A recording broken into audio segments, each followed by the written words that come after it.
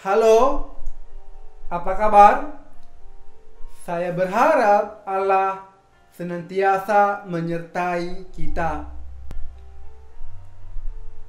Tuhan sungguh baik kepada kita, di mana Dia telah memberikan kita anugerah keselamatan yang begitu besar, sebagaimana tercatat di dalam Yohanes pasal ketiga ayat ke-16. Saya yakin kita semua sudah sering mendengarnya. Karena kasihnya kita bersyukur. Dia memberikan anaknya yang tunggal untuk kita, untuk menyelamatkan kita dari dosa-dosa kita. Dia lahir melalui anak darah Maria. Dia dibaptiskan di Sungai Yordan untuk membasuh segala dosa kita, dan Dia naik ke atas kayu salib untuk membayar lunas hutang dosa seumur hidup kita, sebagaimana tercatat di dalam Yohanes pasal pertama ayat ke-29.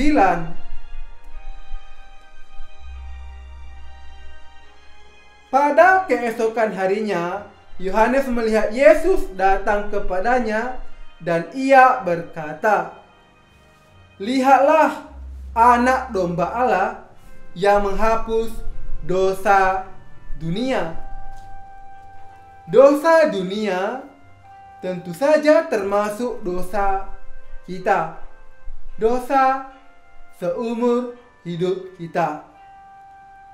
Dia pada hari ketiga, Dia bangkit dari antara orang mati setelah Dia disalibkan. Saya mengajak kita untuk senantiasa bersyukur atas kebaikan Allah kita, untuk percaya senantiasa, terutama di dalam karyanya, yakni di dalam baptisan, kematian, dan kebangkitannya. Itulah kebenaran Allah. Sebagaimana tercatat di dalam Roma pasal 1 ayat ke-16 sampai 17. Injil itu kekuatan Allah. Sebab aku mempunyai keyakinan yang kokoh dalam Injil. Karena Injil adalah kekuatan Allah yang menyelamatkan setiap orang yang percaya, pertama-tama orang Yahudi, tetapi juga orang Yunani. Sebab di dalamnya nyata kebenaran Allah yang bertolak dari iman dan memimpin kepada iman, seperti ada tertulis, orang benar akan hidup oleh iman.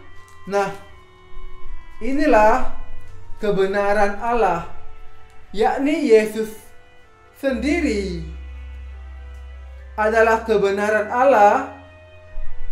Dengan Dia disalibkan untuk membasuh dosa kita, dengan ditumpangkan tangan oleh Yohanes Pembaptis yang adalah wakil seluruh umat manusia, imam besar terakhir perjanjian lama. Dia disalibkan untuk mencurahkan darahnya dan dengan kebangkitannya. Itulah kebenaran Allah yang telah menyelamatkan kita, sebagaimana tercatat di dalam Matius pasal ketiga ayat ke-15, bahwa Yesus dibaptiskan untuk menggenapi seluruh kebenaran Allah. Mari kita berdoa. Allah Bapa yang di sorga, terima kasih untuk kasih-Mu yang Engkau berikan hari ini. Terima kasih untuk karya-Mu untuk menyelamatkan umat manusia, sebagaimana tertulis di dalam Yohanes 3 ayat 16, sehingga setiap orang yang percaya kepadanya tidak binasa, melainkan beroleh hidup yang kekal. Terima kasih untuk kasih-Mu yang telah menyelamatkan umat manusia dari dosa melalui kebenaran-Mu,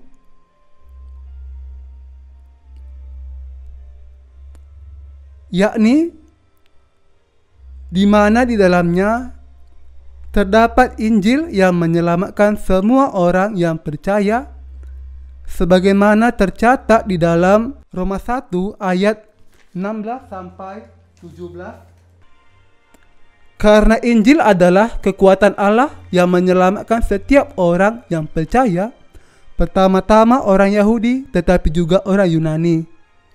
Sebab di dalamnya nyata kebenaran Allah yang bertolak dari iman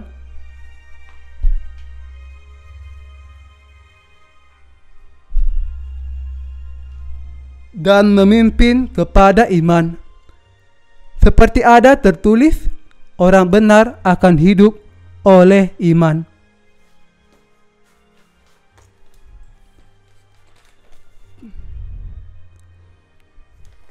Terima kasih Tuhan.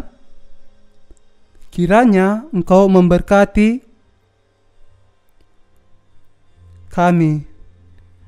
Di dalam nama Yesus Kristus kami berdoa. Amin.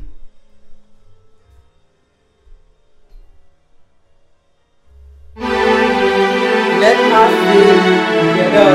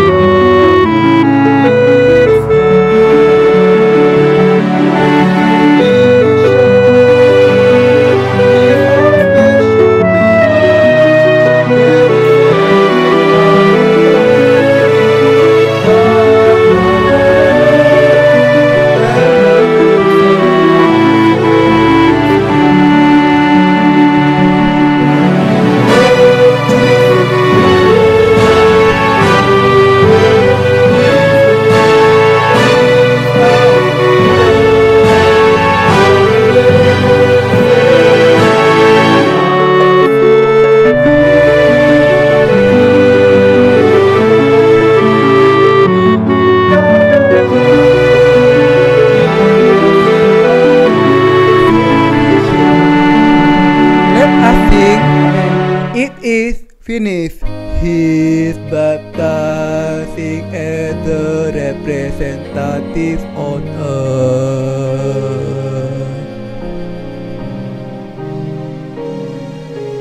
He's the greatest man among all human beings.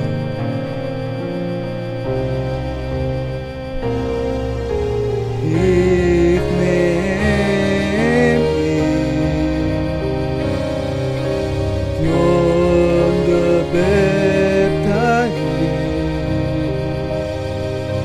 He who testified to the coming of our Lord is the last high priest of men. He is coming to the Jordan as the representative of heaven.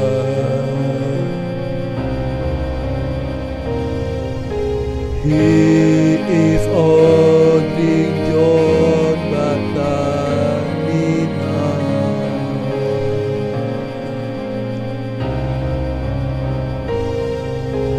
His name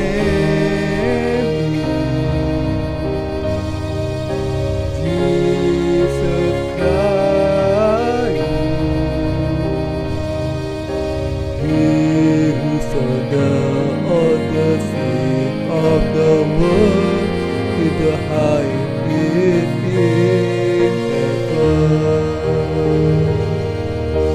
Jesus took away the sin of the world all at once,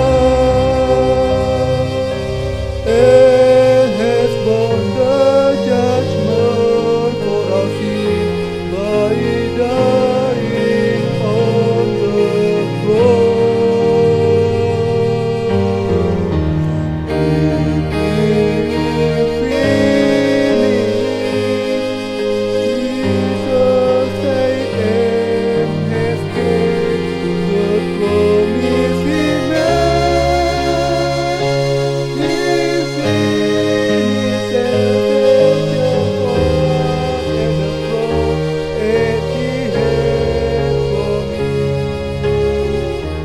after 3 days,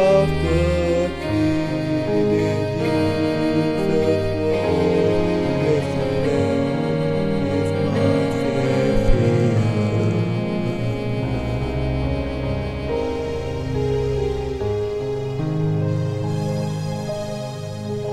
God bless.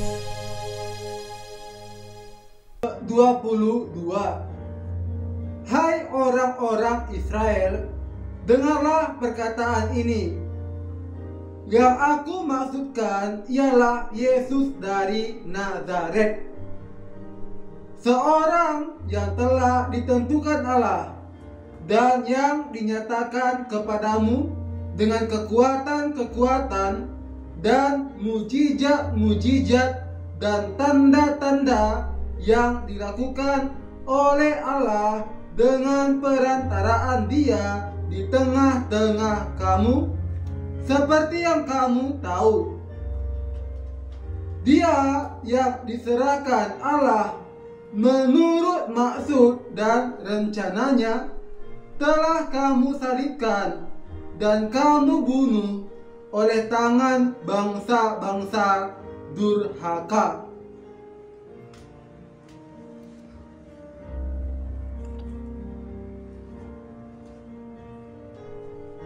Di sini Petrus berkata kepada orang-orang Israel. Nah, dari ayat ini kita untuk lebih jelasnya bisa ketahui bahwa halo, apa kabar? Saya berharap Allah menyertai kita semua. Mari kita membuka firman dari Daniel pasal keempat, ayat pertama, dengan judul Nebukadnezar meninggikan diri dan direndahkan. Ayat pertama, dari Raja Nebukadnezar kepada orang-orang dari segala bangsa. Halo, apa kabar? Saya berharap Allah menyertai kita semua. Firman hari ini dari Daniel pasal keempat dengan judul Nebukadnezar meninggikan diri dan direndahkan. Mari kita belajar bersama. Ayat pertama. Dari Raja Nebukadnezar kepada orang-orang dari segala bangsa, suku bangsa, dan bahasa yang diam di seluruh bumi, bertambah-tambahlah kiranya kesejahteraanmu. Aku berkenan memaklumkan tanda-tanda dan mujizat-mujizat yang telah dilakukan Allah yang Maha Tinggi kepadaku. Betapa besarnya tanda-tandanya dan betapa hebatnya mujizat-mujizatnya. Kerajaannya adalah kerajaan yang kekal dan pemerintahannya turun-temurun. Ayat keempat. Aku, Nebukadnezar, diam dalam rumahku dengan tenang dan hidup dengan senang dalam istanaku. Lalu aku mendapat mimpi yang mengejutkan aku, dan khayalanku di tempat tidurku, serta penglihatan-penglihatan yang kulihat menggelisahkan aku. Maka aku mengeluarkan titah bahwa semua orang bijaksana di Babel harus dibawa menghadap aku, supaya mereka memberitahukan kepadaku makna mimpi itu. Kemudian orang-orang berilmu, ahli jampi, para kasdim dan ahli nuzum datang menghadap, dan aku menceritakan kepada mereka mimpi itu, tetapi mereka tidak dapat memberitahukan maknanya kepadaku. Ayat ke-8. Pada akhirnya Daniel datang menghadap aku, yakni Daniel yang dinamai Belsazar menurut nama dewaku, dan yang penuh dengan roh para dewa yang kudus. Lalu kuceritakan kepadanya mimpi itu. Hai Belsazar, kepala orang-orang berilmu, aku tahu bahwa engkau penuh dengan roh para dewa yang kudus, dan bahwa tidak ada rahasia yang sukar bagimu. Sebab itu, inilah riwayat penglihatan mimpi yang kudapat, maka ceritakanlah kepadaku maknanya. Adapun penglihatan yang kudapat di tempat tidurku itu demikian: di tengah-tengah bumi ada sebatang pohon yang sangat tinggi.